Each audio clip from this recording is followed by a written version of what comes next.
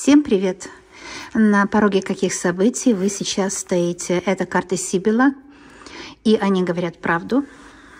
Итальянско-австрийские. Все меняется. Какие перемены на пороге? О чем вам нужно знать сейчас? Задавайте моим картам ваш вопрос, актуальный момент вашего просмотра.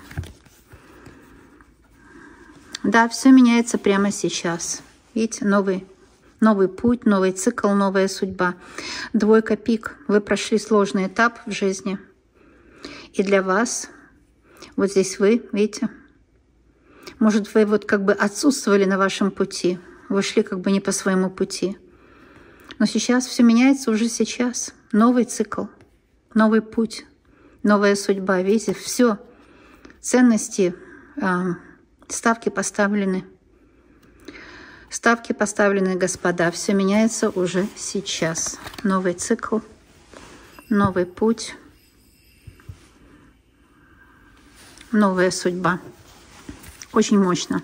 Сразу видно, что вы как бы отсутствовали в своей судьбе, что касается финансов. Особенно финансы. Особенно. Но это нужно. Деньги же нужны для жизни, да? У вас вообще не клеилось в этой области совсем ничего. Эти две карты показали, что ставки сделаны. Все, господа, все пошло опять по новой. Это цикл новый. Новый цикл вашей жизни. Все меняется прямо сейчас, видите? Здесь какие-то бумаги ценные, письма, необходимые для вас информация, необходимые знания. И это информация. Потому что иногда так бывает, что мы верим в ту какую-то надуманную, несуществующую реальность, которая все противоречит здравому смыслу. Может быть, послание этого человека или контракт по работе противоречил здравому смыслу. И противоречил всем законам, да. То есть теперь вот я вижу новый вид на жительство или новые бумаги, новые документы. Что-то будет решаться, что-то начнет наконец решаться. Ну да. На карте написано flatterer. То есть тот, кто вот делает комплимент, там говорит, что ты такая красивая, умная. Вот. Зачем он это говорит? Тот, кто дарит какие-то подарки. Вот. Но подарки — это очень серьезная тема. Тот, кто хочет задобрить вас или, может быть, манипулировать вами. Поставить вас в такое положение, где вы сами начинаете верить в того, чего нет. Это как, знаете, вот этот человек, он делает комплимент вот этому круглому человеку, говорит, ты такой стройный, красивый. И это может быть враг, который вам такой комплимент где-то делал, да, и говорит вам так и так, в общем, хочет использовать вас для чего-то. Сегодня сделает комплимент, завтра придет денег одалживать. Или еще что-то. Да. И здесь на этой карте, как бы, знаете, кто-то вам приносит вот на блюдечке с голубой каемочкой, говорит, так, все уже случилось, нужно принять реальность. А чья это реальность? Король-то голый, да? Чью реальность вам следует принять? Почему вы должны играть по чужим правилам? Принять реальность того, кому выгодно, кому что-то выгодно. Но я говорю так, как вы сами знаете, к чему это относится, да? Эта карта, на ней написано surprise или же удивление. Какая-то открытая клетка здесь. Потом девятка червовая, это карта, которая исполняет желание, конечно. И что-то за клетка, которая открыта, и птичка вылетела, да? Но живите по своим законам, никого не слушайте. Знаете, это как вот здесь по всему этому раскладу видно, что кто-то хочет, чтобы вы поверили в их реальность. Кто-то хочет этого. И на карте метафора все говорит за это, да?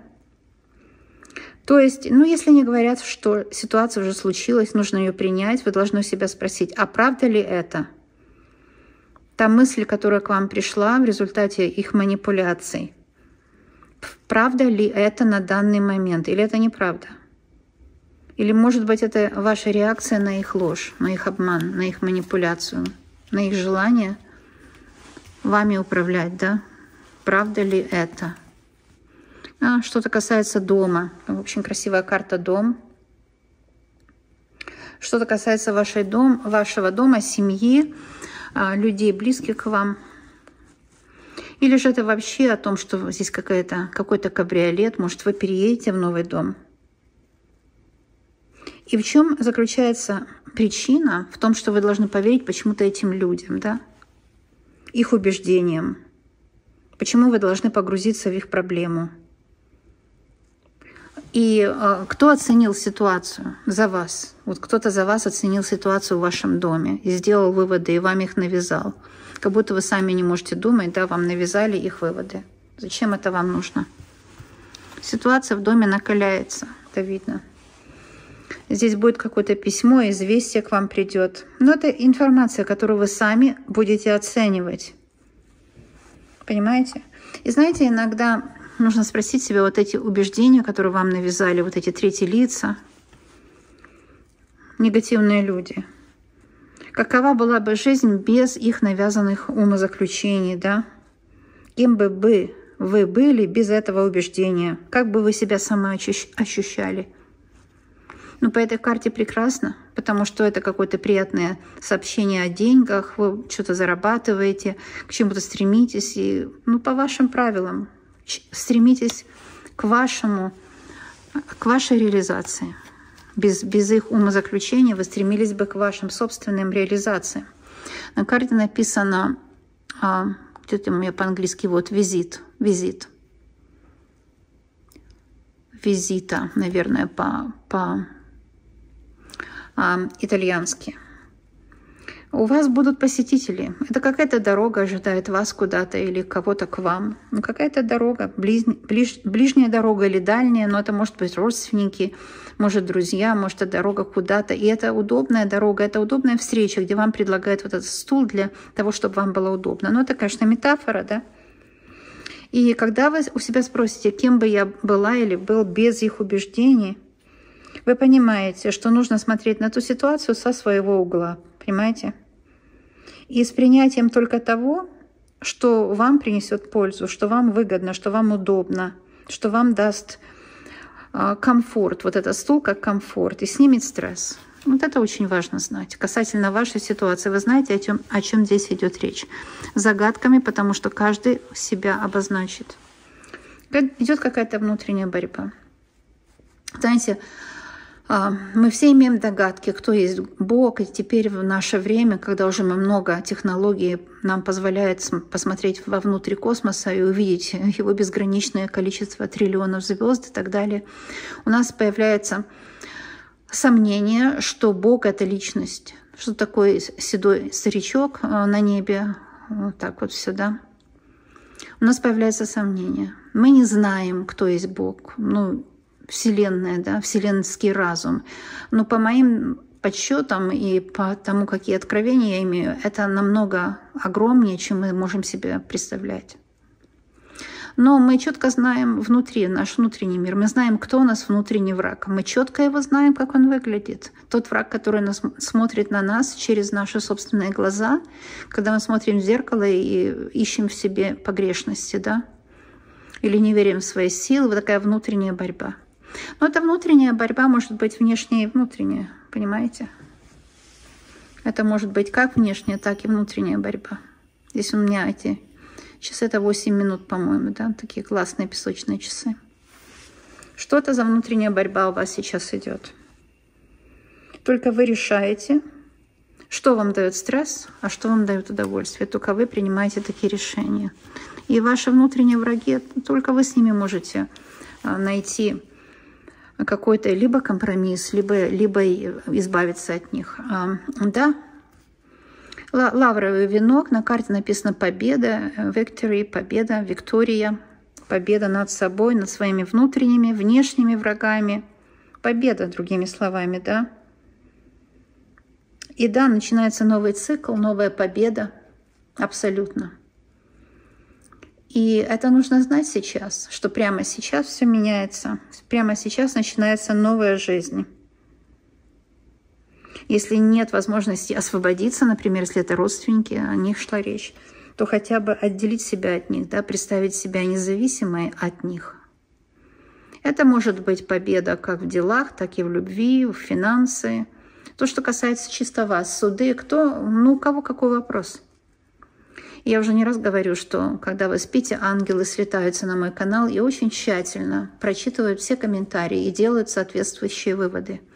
Кому и в чем помочь, кому и в чем поспособствовать. Это карта победы. Вас ожидает победа. Очень сложно сделать победу над собой, да, вот хотя бы даже с этого нужно начинать.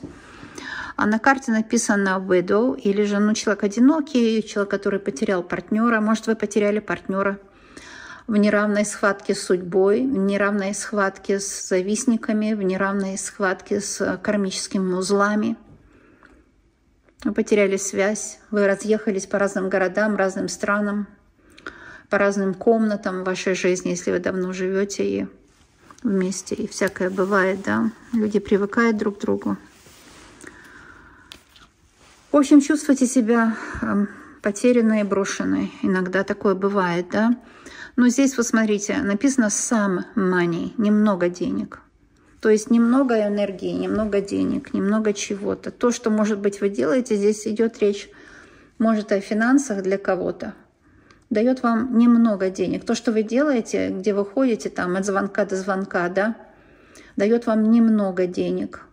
Опустошение, ворует вашу энергию, дает вам очень мало денег. Ну, допустим, достаточно, чтобы не оказаться на улице, да, достаточно, чтобы свести концы с концами. Но вы же можете больше, вы же достойны большего, да. Так.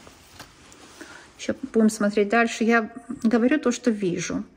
А вы складываете это все в свою картинку мира, как обычно, и делаете соответственные выводы. На карте написано affection, faithfulness. Faithfulness – это достойное поведение в отношении партнерства, семьи или друга. Faith – это вера, faithfulness – это доверие. Ну, я вас не учу английскому, кто там что думает. Но то, что на карте написано, нужно обязательно сказать вслух. Если я это говорю вслух, карта оживает и дает мне намного больше информации, если бы я не сказала того, что на ней написано. Верьте в это или нет, хотите или нет, но так работают предсказания. Это старинный закон. Поэтому я говорю, faithfulness – это доверие. Доверить моим раскладам можно, я давно уже на YouTube, и каждый подписчик – это тот, которому я помогла. И я верой и правдой служу, я делаю свою работу, делаю, что делаю, большего не требую, ключ, замок, колдунам входа нет. Потому что у меня нет клиентов. Я не хочу заработать каких-то клиентов, поэтому делаю расклады, да. Нигде вы не увидите, что вот так. Каждый по своим законам живет, но у меня нет клиентов. Поэтому зачем мне как-то угождать или какую-то дать вам информацию, которая вас привела бы, чтобы, знаете, заплатить мне что-то. Мне ничего платить не надо, у меня нет клиентов. Почему? Потому что я не принимаю. Лично я принимаю всех подписчиков на общих раскладах.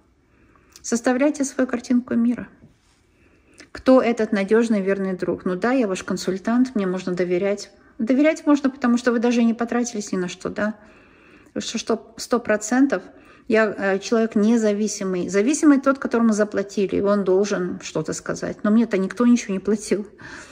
Поэтому я независимый корреспондент Вселенной, который вам сейчас говорит. У вас будет верность в отношениях, будет верный доход надежный. Ну, faithfulness, верность, верный друг, такой, как я, например.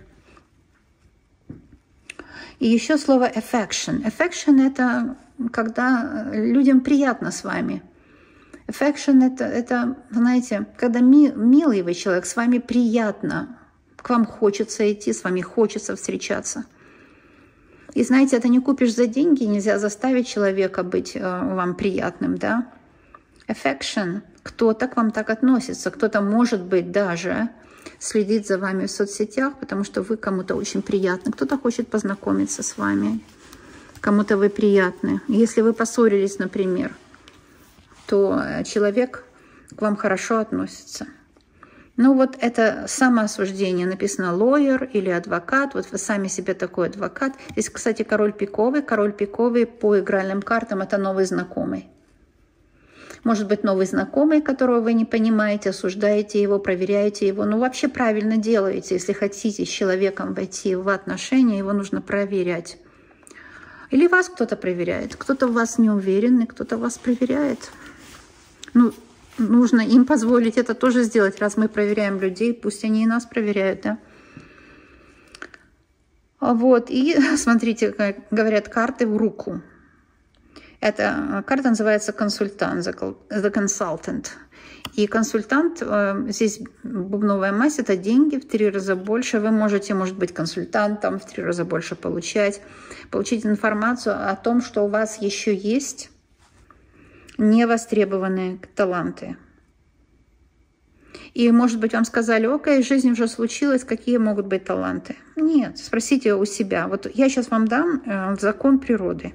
Если такая мысль приходит, такая мысль, которая, знаете, понижает вашу самооценку и так далее, спросите у этой мысли несколько вопросов. Войдите в мысль, с мыслью в разговор и спросите у этой мысли, правда ли это на данный момент. Вот, например, что ваш ресурс исчерпан, вы больше не сможете хорошо заработать.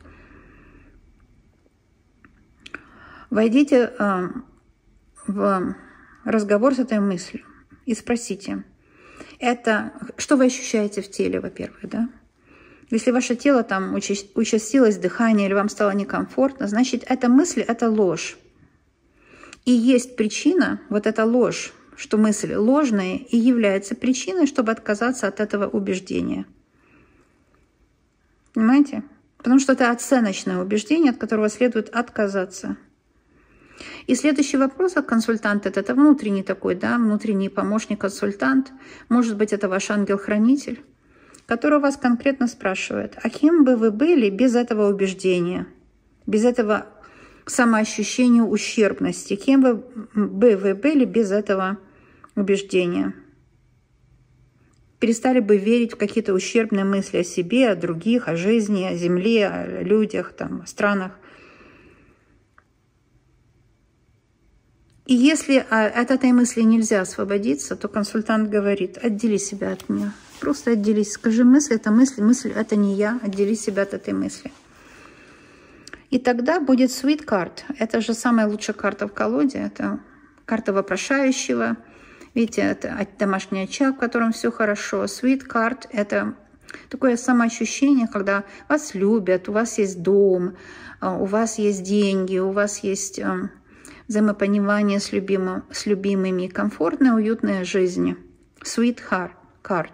Это сладенькая жизнь, да, можно сказать, сладкая жизнь, сладкий домашний очаг. Это вы спиной сидите. Кстати, очень важно спиной, что вы сидите. Потому что когда человек сидит спиной, вы можете себя представить здесь. И тогда все ваши желания насчет вас самой начнут реализовываться. Вот такой расклад. Каждый услышит свое, и когда будете пересматривать, будете слышать что-то свое. А я со стороны скажу, что люблю вас, обожаю, желаю вам счастья и жду вас на моих предыдущих и будущих раскладах. Увидимся!